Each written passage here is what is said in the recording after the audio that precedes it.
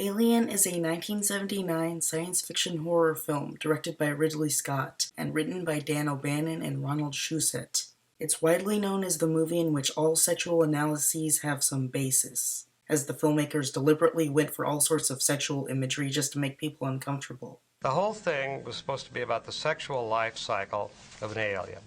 One thing that people are all disturbed about is sex. Everybody is always all in a knot about sex. I said, that's how I'm going to attack the audience. I'm going to attack them sexually. If that sounds rapey to you, there's good reason. As a natural effect of combining sex and horror, there is a major theme about rape, which I'll be discussing extensively. If this disturbs anyone, turn back now. The fact that Sigourney Weaver's character Ripley plays a big role in opposing a monster that symbolizes rape has led Alien to be labeled as the first feminist horror film, and Ripley as the first feminist action star. Though I find the claims themselves erroneous, The Stepford Wives was a feminist horror film in 1975, Princess Leia was a feminist action hero in 1977, it cannot be ignored that Alien has a significant presence as a feminist film and deserves some analysis. Spoilers!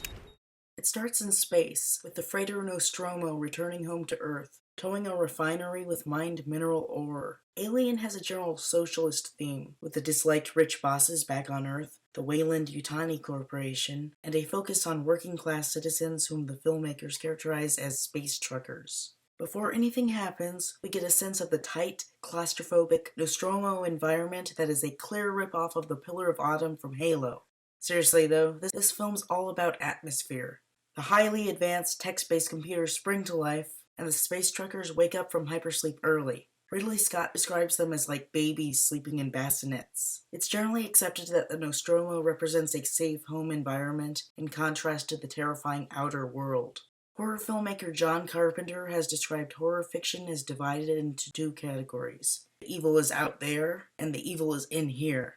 Alien has a lot of focus on the first kind of horror, literally fearing the alien.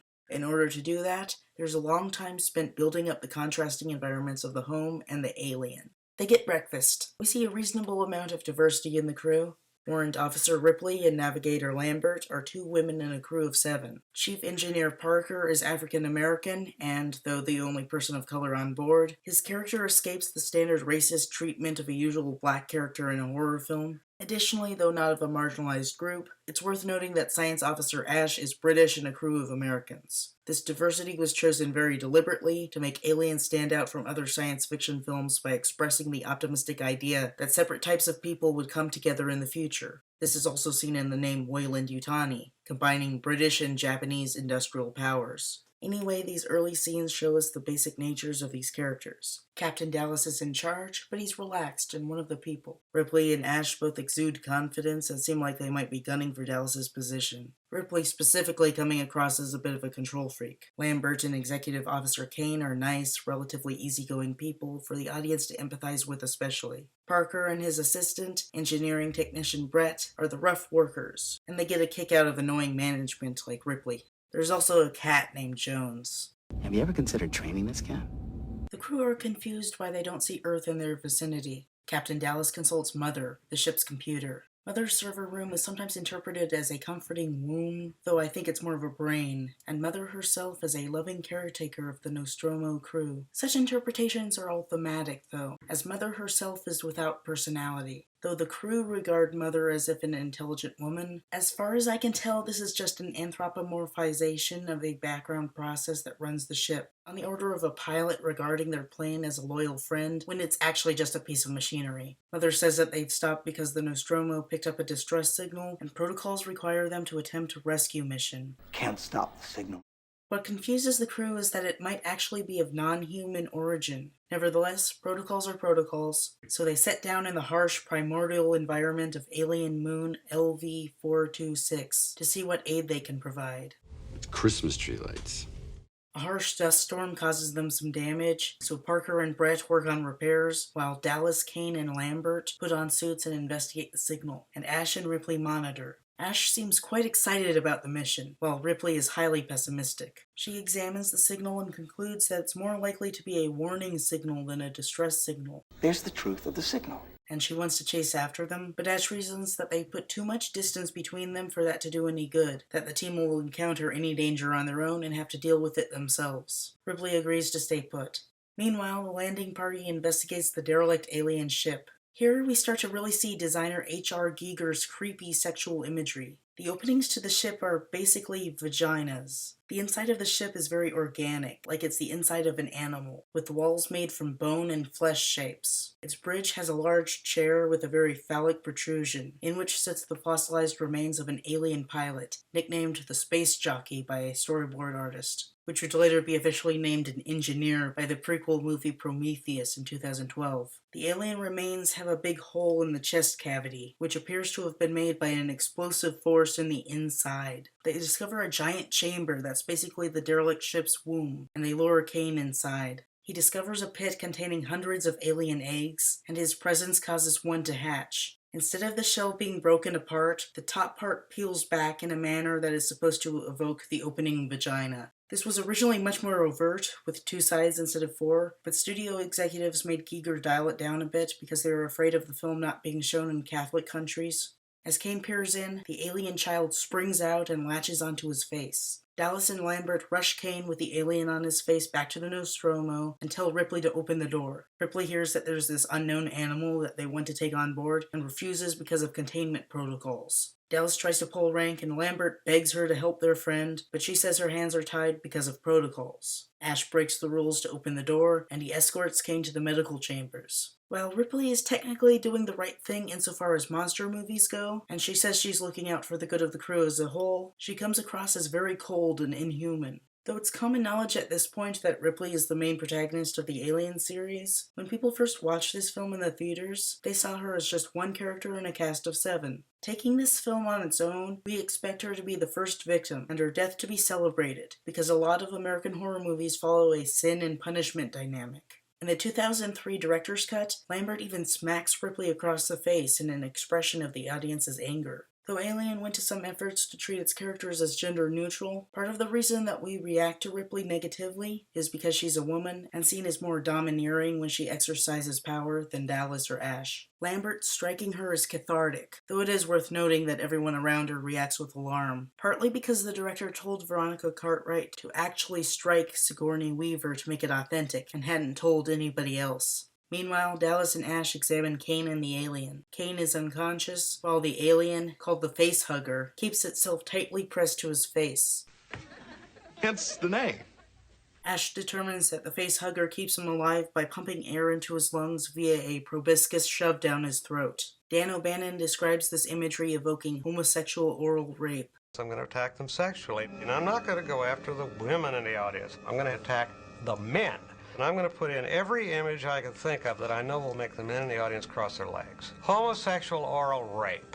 This plays with gender issues in a way feminists can find intriguing. Men are made as vulnerable as women usually are to a rapist figure. On the other hand, it also functions on homophobia and a demonization of gay men. While the aliens are technically androgynous, the phallic characteristics are the ones actively used in attacking and creating the rape imagery, producing an antagonist masculine in its aggression. The plot isn't very sensitive to the gay community. Against Ash's better judgment, Dallas orders Ash to cut the Face Hugger off of Kane. They try to, but one cut releases a splash of intense acid blood that threatens to eat through the whole of the ship, but fortunately stops a few decks down.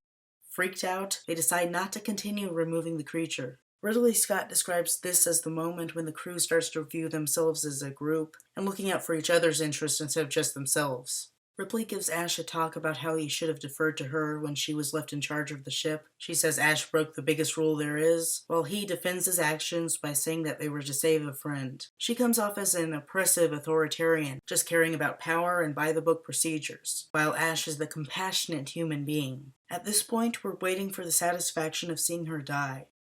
Not too long after that, Ash calls Dallas to the infirmary, and he brings Ripley with him. The Face Hugger has mysteriously disappeared. They cautiously look for it, and we see Ripley show concern for someone else for the first time, when it's Dallas putting himself in danger. This is because Dallas and Ripley were at one point supposed to have been a couple. Sigourney Weaver's screen test was actually a romantic scene between the two of them. They later decided to make everybody relatively independent. I think that this was an improvement. Ripley is more set up as a red herring red shirt. Audiences would probably be able to empathize with Dallas and care about her through him. From a feminist perspective, there's more of an impact when Ripley is the independent woman holding her own in a dangerous world. Though female characters can be in relationships without being anti-feminist, it's easier for this to be done now in the era of third-wave feminism than then during second-wave feminism. The facehugger falls on Ripley, but it's dead.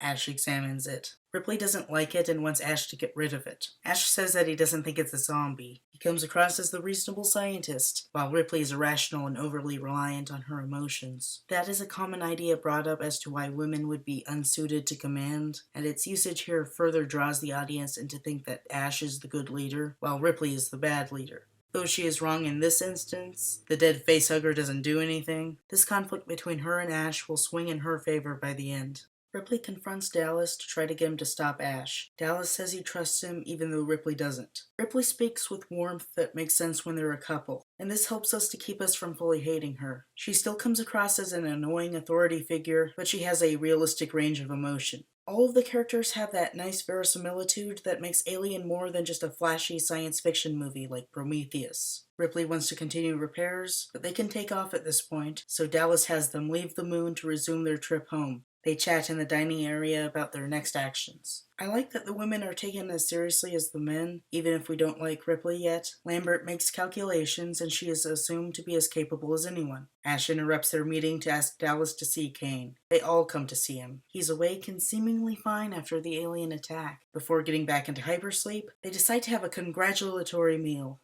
This is the most famous scene of Alien, a jarring shift into horror as Kane starts convulsing and bleeding from the mouth. People try to help him, but they don't know what's wrong with him and can only hold him down. Blood sprays from his chest as another alien bursts out of him, called the chest burster.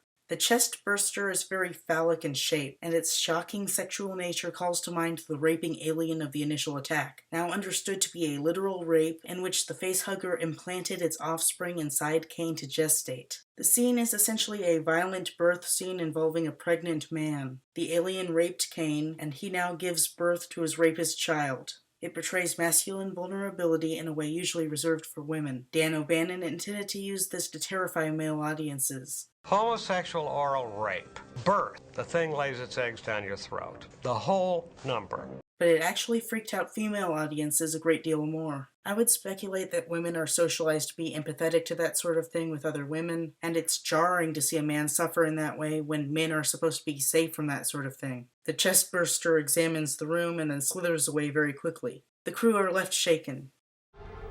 What the fuck was that? They have a quick funeral for Kane and then deal with the threat. They can't go to sleep when there's a dangerous alien on board, so they decide to catch it and then throw it out the airlock. Brett supplies cattle prods, and Ash makes motion detectors. They decide to split into two groups to track down the thing. Ripley, Parker, and Brett pick up a small target and lunge for it, but Brett realizes that it's the cat and lets it go. Of course, now the cat will get in the way again, so Parker and Ripley make Brett go retrieve it. I have taken your suggestion. I have begun training her. How's it going? I have not been entirely successful. He wanders through the ship, following the cat, and he finds the shed skin of the chest burster, meaning that it's grown beyond what it was to what is called the drone form. He gets to the cat, but the man-sized drone gets him while the cat watches in fear. The drone reveals its very sexual appearance. The head is shaped like a giant penis. The mouth drips slime like an aroused vagina dentata, and the second mouth is like another penis. This metaphorical penis beats him to death, making this a rape metaphor to go along with the literal rape of Kane. Both male and female sex organ imagery are used together to make the monster's appearance unsettling, which isn't the most friendly thing in the world to the transgender people. The androgyny aside, only the phallic part is used in the attack, continuing the heterosexual male fear of being raped by a man. They very easily could have mixed it up and had someone's head get bitten off by the vagina dentata, but they chose to make the alien a masculine rapist figure, especially with the omission of a later scene featuring characters consumed by the vaginal eggs. I'm a survivor.